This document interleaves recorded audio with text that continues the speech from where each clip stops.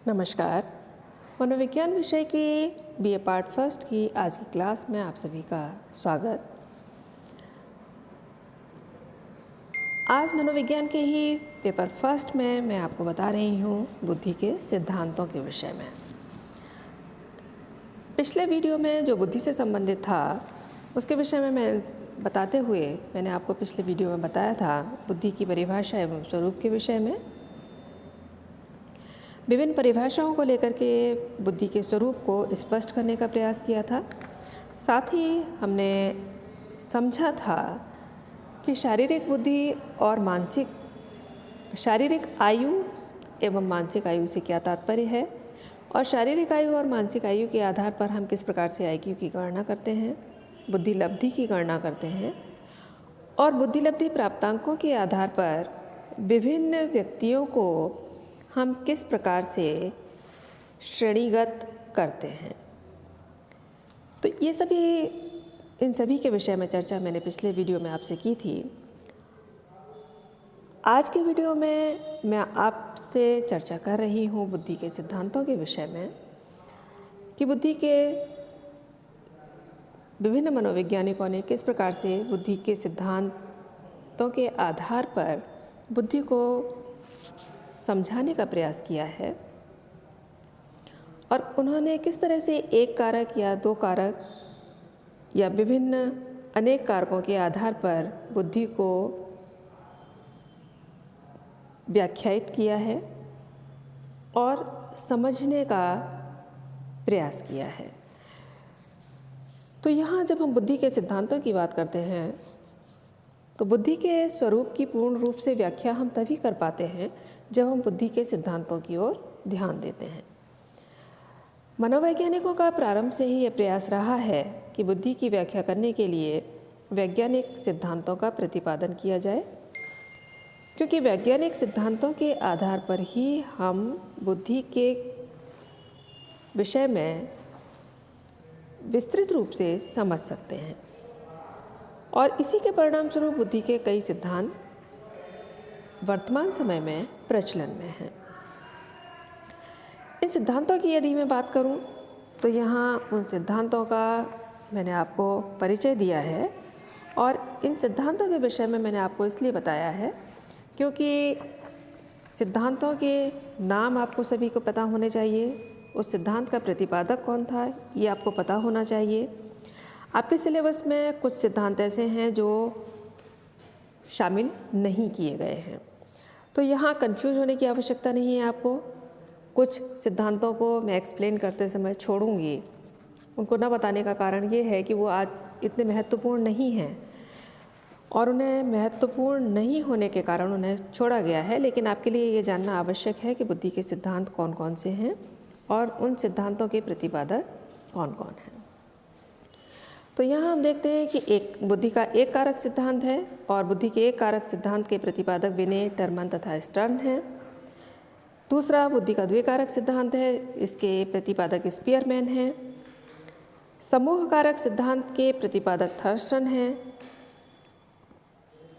बुद्धि के बहुकारक सिद्धांत का प्रतिपादन थॉर्नडाइक के द्वारा किया गया।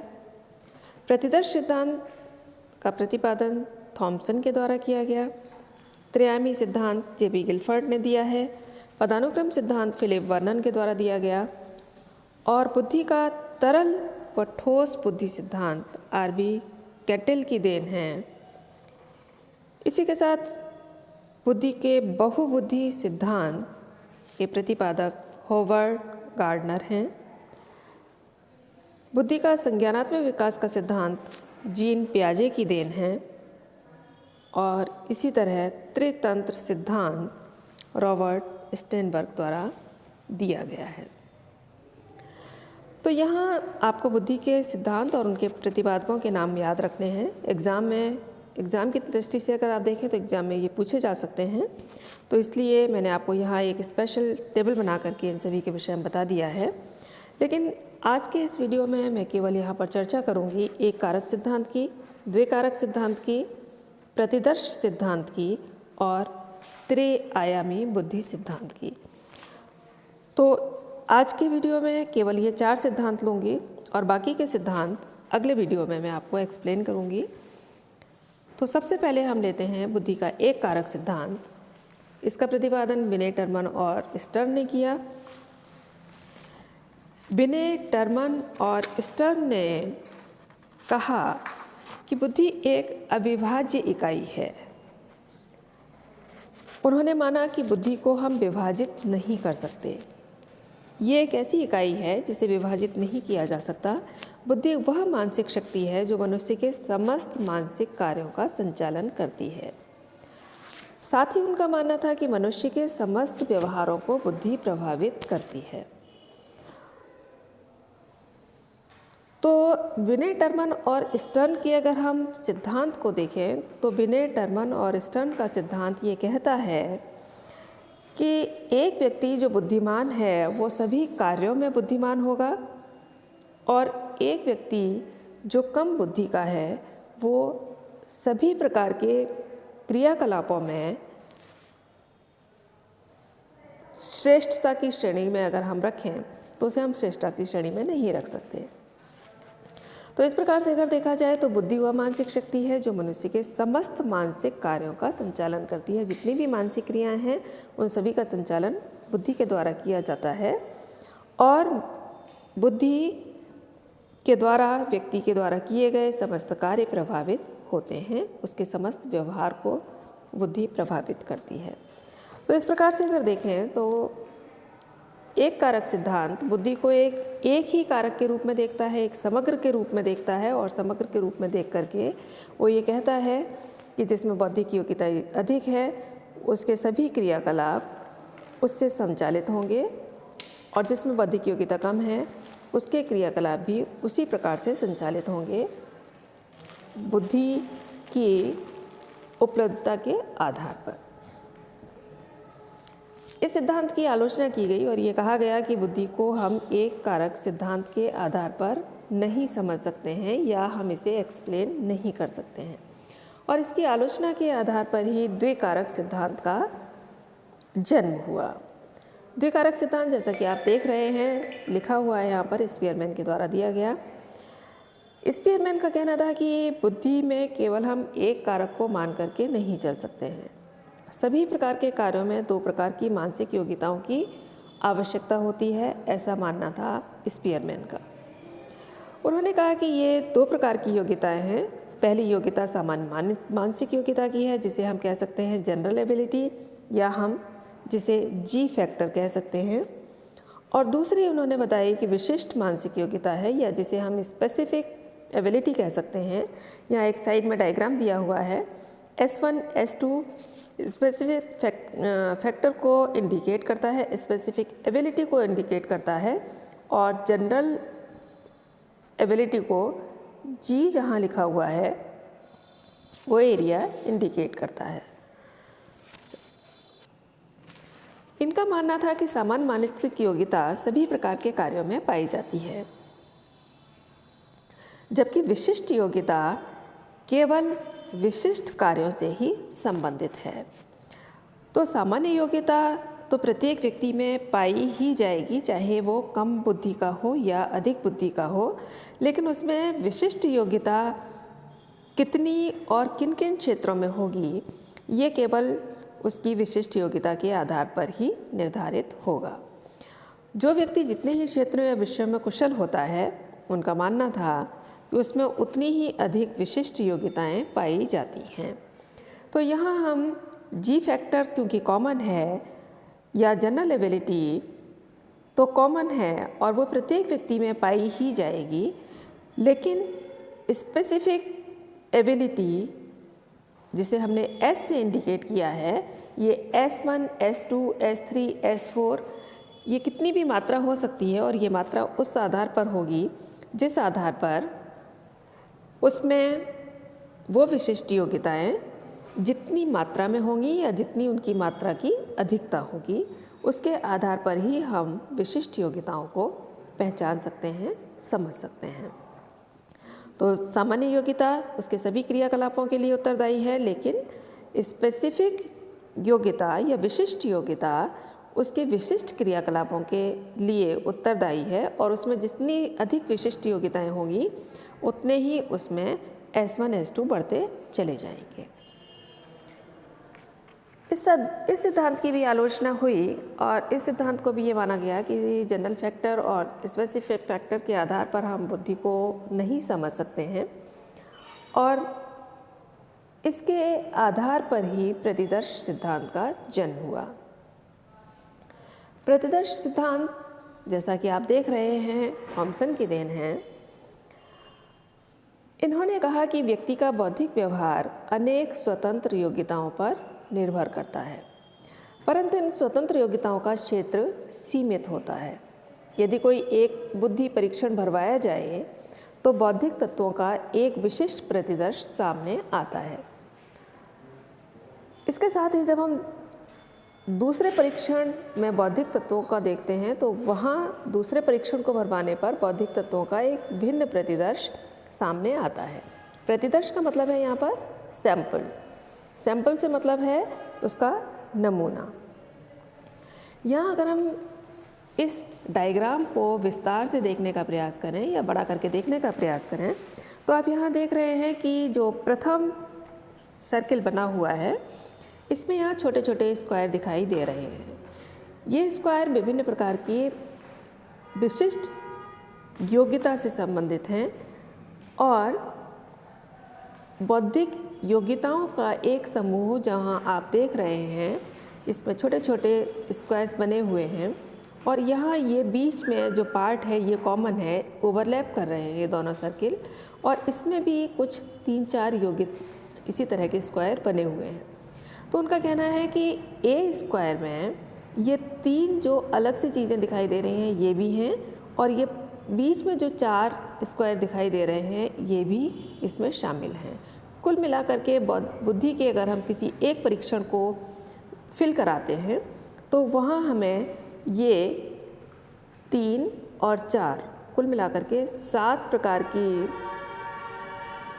विशिष्टताओं का या बौद्धिक तत्वों का एक प्रतिदर्श है, जबकि दूसरी ओर अगर हम देखें तो यहाँ 4 हैं और उसके बाद में 6 ये हैं और इस प्रकार से 10 बौद्धिक तत्वों का एक दूसरा प्रतिदर्श हमें यहाँ देखने में आता है।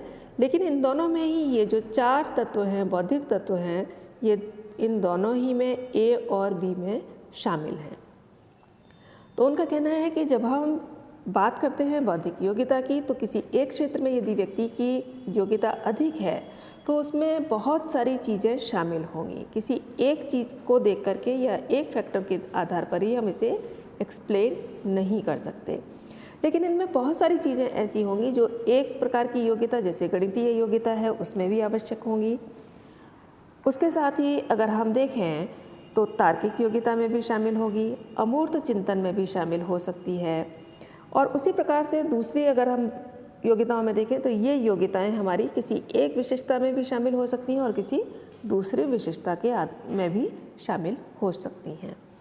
तो उनका कहना था कि यदि हम इस आधार पर इसे समझें तो यहाँ एक प्रतिदर्श की आवश्यकता है, हमें नमूने की आवश्यकता है और उस सैंपल के आधार पर ही हम बुद्धि को समझ सकते हैं कि यहाँ किसी भी एक प्रकार की योग्यता के लिए एक सैंपल चाहिए, एक प्रकार का सैंपल चाहिए जिसमें कि अनेक प्रकार के एलिमेंट शामिल हैं और दूसरे प्रकार की योग्यता के लिए हमें दूसरा प्रकार का सैंपल चाहिए जिसमें कि कुछ कॉमन एलिमेंट्स हो सकते हैं और कुछ भिन्न एलिमेंट्स शामिल हो सकते हैं।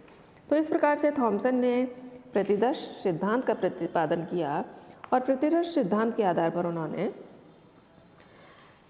बुद्धि को व्याख्यायित करने का प्रयास किया। लेकिन इस सिद्धांत की भी आलोचना हुई और इस सिद्धांत को भी ये माना गया कि ये भी सिद्धांत पूरी तरह से बुद्धि को एक्सप्लेन नहीं करता है, बुद्धि के विषय में पूर्ण रूप से नहीं बताता है। और इस आलोचना के बाद में बुद्धि का त्रिआयामी सिद्धांत विकसित हुआ, इसे हम त्रिआयामी सिद्धांत कह सकते हैं, त्रिविमीय सिद्धांत कह सकते हैं।